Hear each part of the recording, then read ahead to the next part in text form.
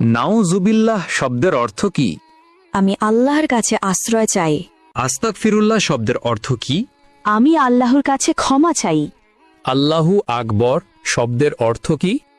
আল্লাহ মহান বা আল্লাহ সর্বশ্রেষ্ঠ। মাশা আল্লাহ শব্দের অর্থ কি? আল্লাহ যেমনটি চেয়েছেন। জাযাকাল্লাহ শব্দের অর্থ কি? আল্লাহ তাআলা আপনাকে উত্তম প্রতিদান দিন। আসসালামু আলাইকুম এর অর্থ কি? আপনার মৃত্যু হোক। সালাম আলাইকুমের অর্থ কি?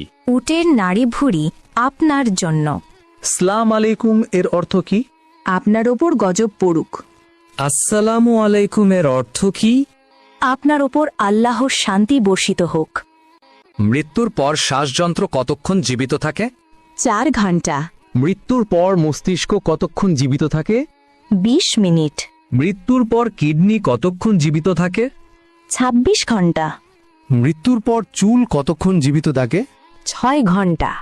হজরত মুহাম্মদ সাল্লাল্লাহু আলাইহি ওয়াসাল্লাম এর কতজন সন্তান ছিল? 7 জন। মানুষ মৃত্যুবরণের 40 দিন পর তার রুহু বাড়িতে আসে, এটি কেমন বিশ্বাস? প্রচলিত কুসংস্কার।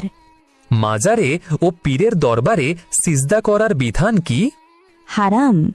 বান্দার কোন আমলে আল্লাহ তাআলা সবচেয়ে বেশি খুশি হয়? তওবা করা।